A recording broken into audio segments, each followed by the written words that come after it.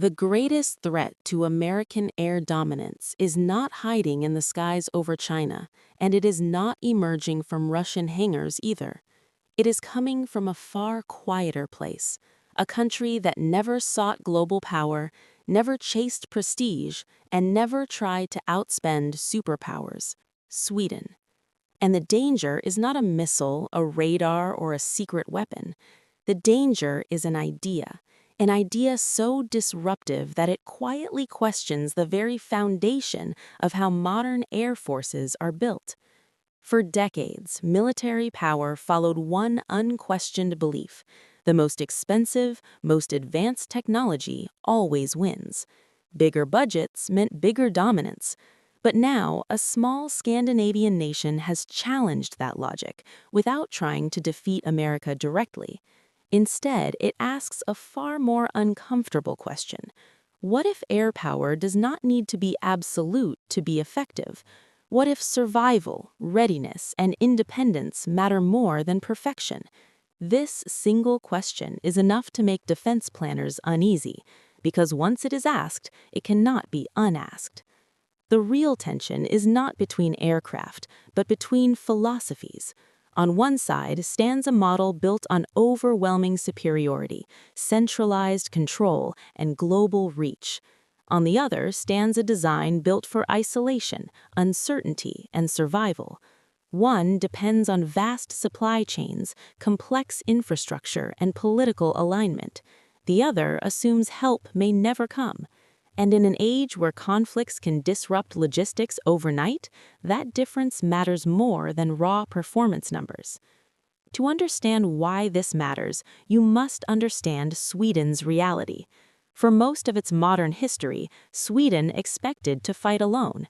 No guaranteed allies, no overseas bases, no assumption that someone else would intervene. Any conflict would likely begin suddenly, with airfields targeted first. So Sweden designed its air force not for dominance, but for endurance, not for global projection, but for national survival. This mindset shaped every decision. Aircraft had to operate from highways, not runways. Maintenance had to be fast, simple, and decentralized. Pilots had to fly often, not wait for complex servicing cycles. The result was a fighter designed to function when systems collapse, when infrastructure is damaged, and when resources are limited. Unlike traditional models that rely on massive airbases, this aircraft can disperse across roads and remote strips.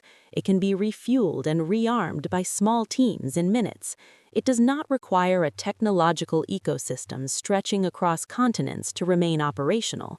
Its strength is not invisibility, but availability. Cost plays a critical role here, not just acquisition cost, but the price of staying airborne year after year. When operating expenses are low, pilots fly more.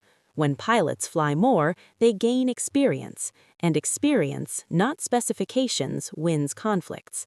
A jet that flies twice as often produces better trained pilots than one that sits grounded, waiting for specialized maintenance.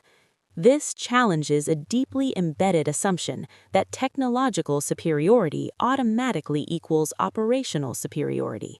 In reality, air power belongs to the force that can sustain pressure over time, the force that keeps aircraft in the air, pilots trained, and units ready, even under attack. This is where the discomfort begins, because if a smaller, cheaper, more adaptable system can defend airspace effectively, then the justification for endlessly rising costs begins to weaken. And when that happens, the entire structure of global defense procurement is forced into question. The debate becomes even sharper when the focus shifts from design philosophy to long-term reality. Modern air forces do not fight one dramatic battle and then return home. They operate under constant strain: training, deterrence patrols, readiness drills, and sustained alert status. In this environment, the true measure of strength is not peak capability, but endurance. An aircraft that is technically flawless, yet rarely airborne, contributes less to national security than one that is consistently operational. This is where operational cost transforms from a budget issue into a strategic one. When every flight hour is expensive, flying becomes a calculated luxury. Training schedules shrink. Pilots log fewer hours. Experience accumulates slowly. Over time, readiness erodes quietly, unnoticed until it is needed most. A system that appears superior on paper may, in practice, be less prepared when conflict arrives. By contrast, an aircraft built for affordability enables repetition. Pilots train more frequently, units stay sharp, commanders gain confidence in sustained operations rather than short bursts of excellence. This creates a force that is less glamorous but more resilient. In a prolonged crisis, resilience often matters more than perfection. Another uncomfortable dimension lies in logistics. High-end systems rely on intricate supply networks, specialized parts, and centralized maintenance hubs. These networks work well in peacetime and controlled environments, but conflict does not respect planning. Supply chains can be disrupted, political relationships can shift, transportation routes can be cut. In such conditions, dependence becomes vulnerability. A decentralized model, however, accepts disruption as inevitable. Maintenance is simplified, parts are standardized, operations are spread out to reduce the impact of a single strike. This approach does not assume ideal conditions, it assumes chaos, and that assumption aligns closely with how modern conflicts actually unfold. Technology integration further exposes the philosophical divide. Some systems are deeply tied into external software control, update cycles, and centralized data management. While this offers advanced capabilities, it also creates reliance. Ownership becomes conditional, access can be limited, operational autonomy is reduced, not by enemies, but by systems designed to be controlled remotely. An alternative approach prioritizes compatibility without dependency. Data sharing exists, but control remains local. Integration is optional, not mandatory. This allows nations to cooperate when they choose and operate alone when they must. For countries facing immediate regional threats, this flexibility is not a luxury, it is a necessity. The political implications are profound. Defense procurement is never just about hardware. It shapes alliances, industrial capacity, and long-term sovereignty. When a nation purchases a system that requires permanent external support, it also imports strategic dependence. Decisions in wartime may be influenced not only by national interest, but by access permissions, software updates, and logistical approvals. An alternative approach prioritizes technology transfer, local assembly, and domestic industrial participation, offers a different future. Skills remain within the country, jobs are created locally, maintenance knowledge is internalized.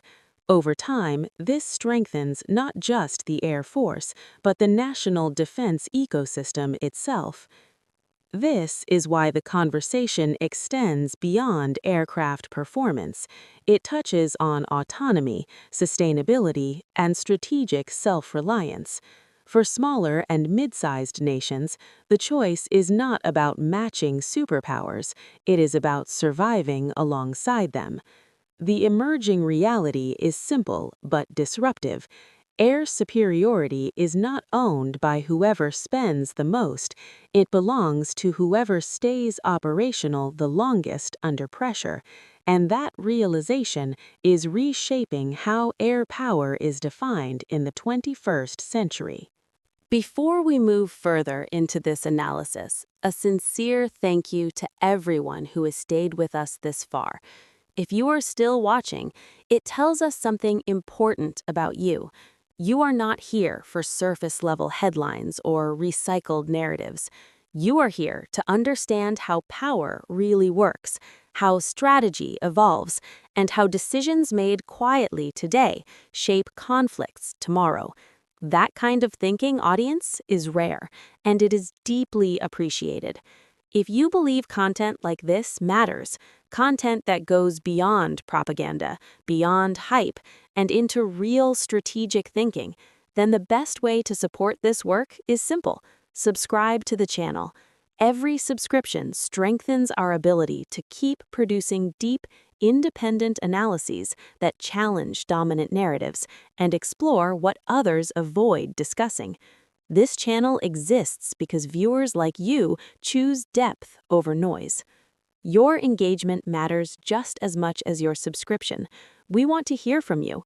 Do you think future air power belongs to expensive, centralized systems or to adaptable, cost-efficient forces designed for survival? If you were advising a small or mid-sized nation, which path would you recommend and why? Drop your thoughts in the comments. Your perspectives help shape future analyses, and some of the strongest ideas often come directly from this community. Thank you for being part of a thinking audience, and we'll see you in the next part of this documentary.